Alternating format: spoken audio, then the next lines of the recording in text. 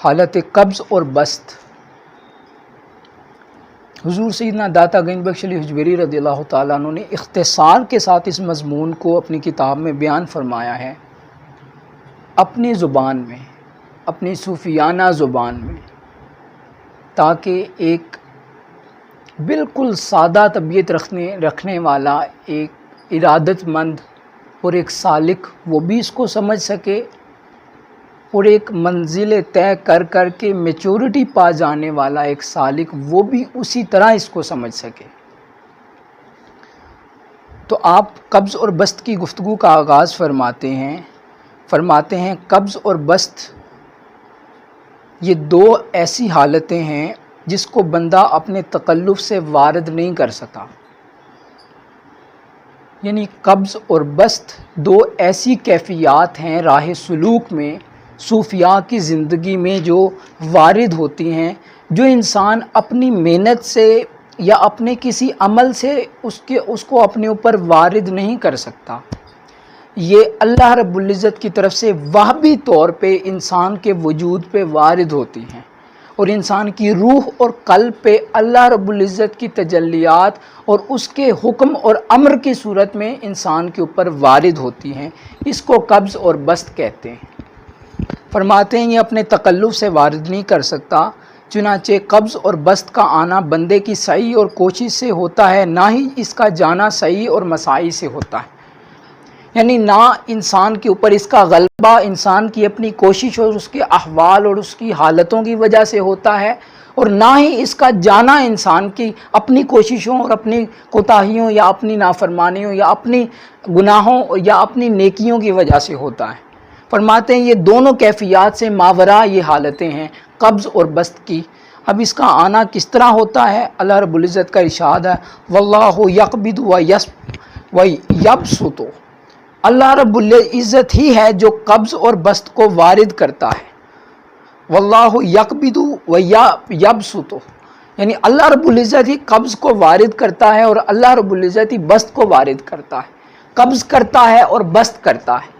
اس سے فرماتے ہیں کہ اس سے اخذ ہوتا ہے کہ اللہ رب العزت کی ذات ہے جو انسان کے اوپر، انسان کے قلب روح پہ اور انسان کی باطن کی کیفیات پہ قبض اور بسط کی کیفیت کو وارد کرتی ہے، وہ ذات حق ہے۔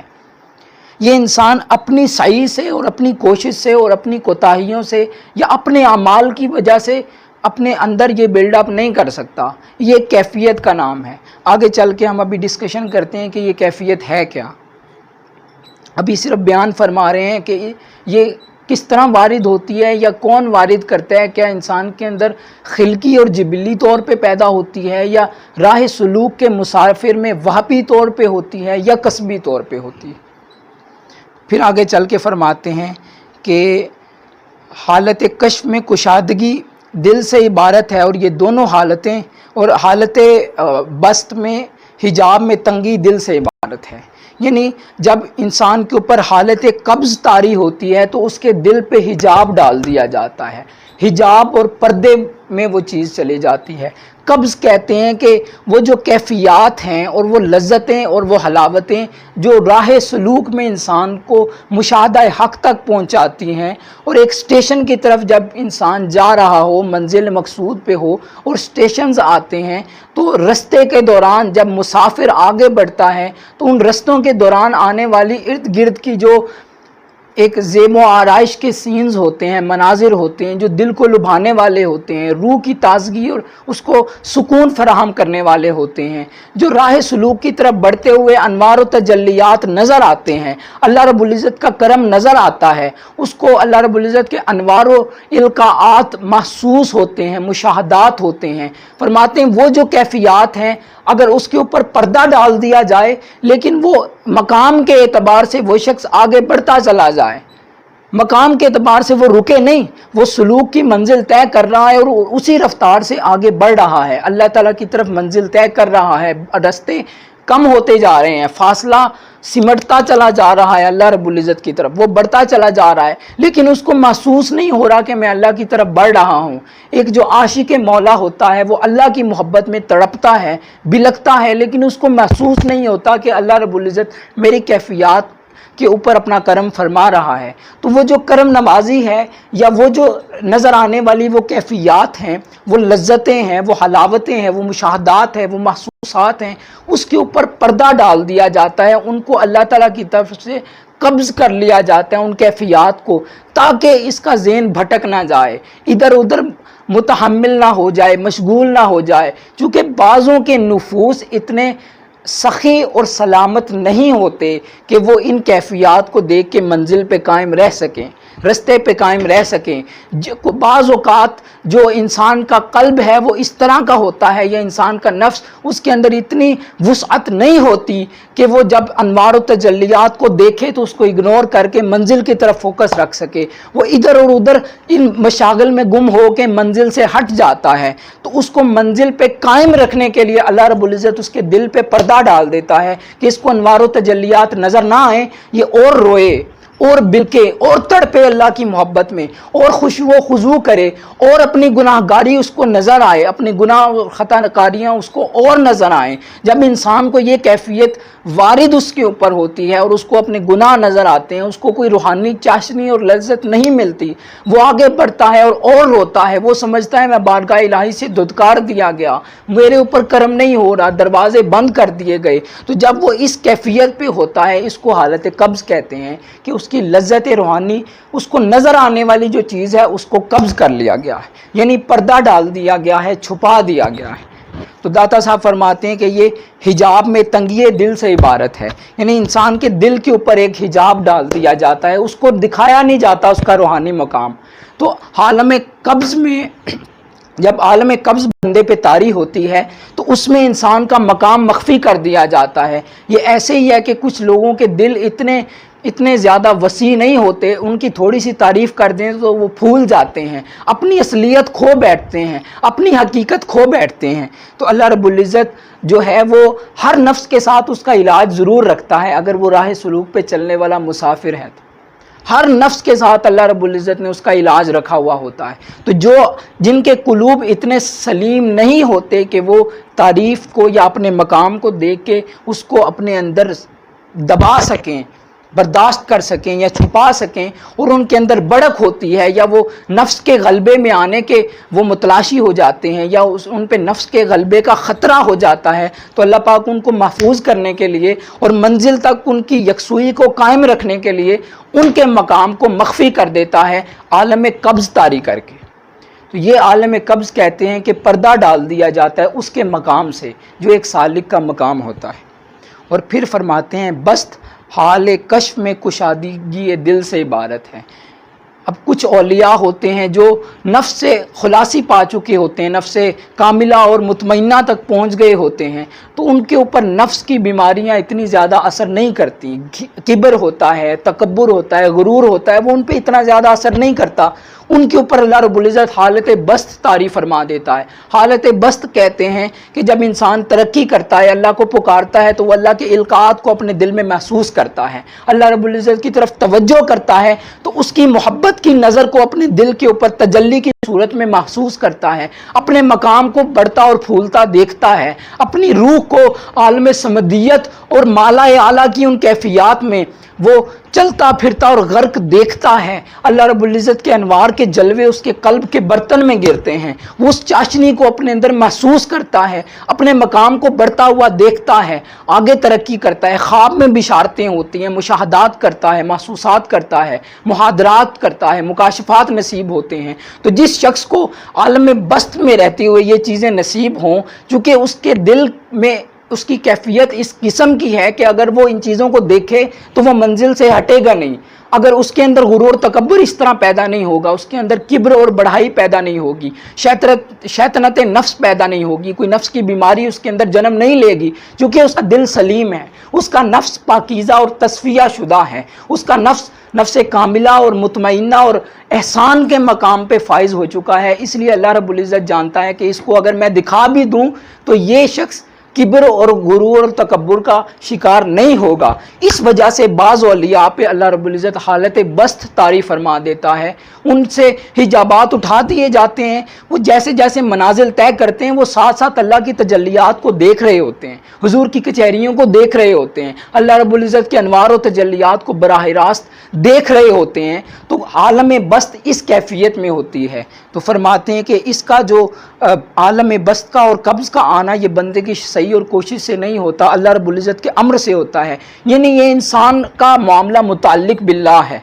अल्लाह रब्बुल इज़्ज़त जानता है कि किस बंदे को मैंने बस्त की कैफियत देनी है और किस अपने मुकर्रब बंदे को कब्ज़ की कैफियत देनी है। दोनों कैफियत ये तसव्वुफ में घाटे का सौदा नहीं है। बाज़ औलिया फरमाते हैं कि आलम में बस्त अफजल है, चूँकि उसके अंदर इंसान में किब्र और नफाक और बढ़ाई पैदा नहीं होती। इंसान का मकाम छुपा दिया जाता है, उसका नफ्स उसको हकीर नज़र आता है, उस हकीरी को देख के वो इंसान तरक्की करता चला जाता है, चूँकि उसको नज़र नहीं आ रहा होता कि मेरा मकाम बढ़ रहा है। क्योंकि बाज़ औक़ात जब इंसान को मकाम बढ़ता हुआ नज़र आए अपना मकाम कि मैं इस मकाम पे जा पहुंचा हूं, तो उसके अंदर शैतानत पैदा हो जाती है, गुरूर और तकब्बुर पैदा हो जाता है। बाज़ सूफिया ने इबारत किया कि कब्ज़ इस तरह बेहतर है, और बाज़ ने इबारत किया कि बस्त बेहतर है, चूँकि उसमें अल्लाह रब्बुल इज़्ज़त की कैफियत और तजल्लियात का नज़ारा देखता है। हर एक का मकाम उसकी कैफियत के एतबार से बेहतर होता है और अरफा तर होता है।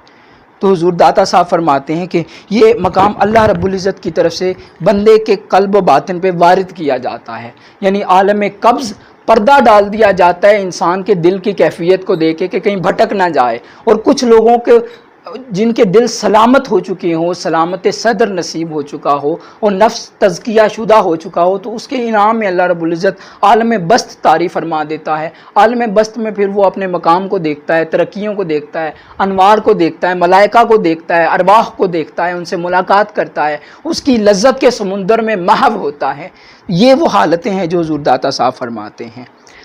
ये तारीफ़ इस गिरोह के बकौल है कि जो कब्ज़ के अहवाल में ऐसी है जैसे मुरीदों के अहवाल में उम्मीद और रिजा, और आलम बस्त आरिफों के हवाल में ऐसी है जैसे खौफ मुरीदों के हवाल में। यानी जो मुरीद होता है वो सिलसिला अभी तय कर रहा होता है, मकामात तय कर रहा होता है। अल्लाह रब्बुल इज़्ज़त की बारगाह का जो मुरीद होता है इरादतमंद, चूँकि उसने भी सलूक शुरू किया है, सफ़र शुरू किया है, उसके ऊपर इतनी कैफियत वारिद नहीं होती, तो वो खौफ का शिकार होता है। सबसे पहले वो खौफ का शिकार हो के जब मंजिल की तरफ बढ़ना शुरू करता है, आगे कदम रखता है, तो अभी उसके ऊपर वो कैफियत वारिद नहीं हो रही होती, लेकिन मकाम बढ़ना होता है। उसकी मेहनत ज़ाया नहीं जाने देता अल्लाह रब्बुल इज़्ज़त। वो मकामात दर मकामात तय कर रहा है लेकिन नज़र नहीं आता। तो फरमाते हैं आरिफों का भी यही हाल होता है कि जब वो अल्लाह की राह में आगे बढ़ रहे होते हैं, उसकी कुर्बतों में, उसकी लजाजतों में, उसकी मारिफतों में, जब वो मकाम तय कर रहे होते हैं, तो उनके ऊपर वो मुरीदों के खौफ की सी कैफियत तारी होती है कि अल्लाह रब्बुल इज़्ज़त का खौफ उनके दिल पे गालिब आ जाता है कि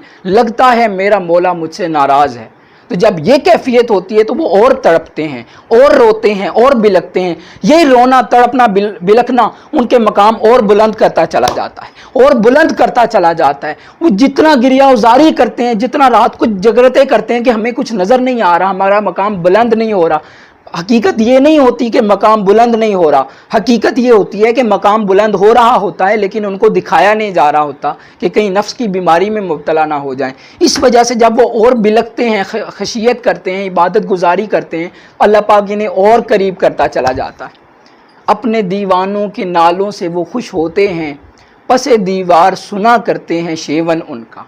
वो पसे दीवार रह के महबूब अपने मुकर्रब बंदों का शेवन सुनता है, उनका रोना धोना सुनता है, उनके अहवाल देखता है, उनको और मकामात दर मकामात अता फरमाता है। तो ये वो कैफियत थी जो हुजूर दाता साहब ने कब्ज़ और बस्त की बयान फरमाई हैं। तो फरमाते हैं कि ये मकाम के एतबार से नसीब होती है, चूँकि अल्लाह रब्बुल इज़्ज़त ने हर नफ्स का इलाज उसके साथ रख दिया हुआ है।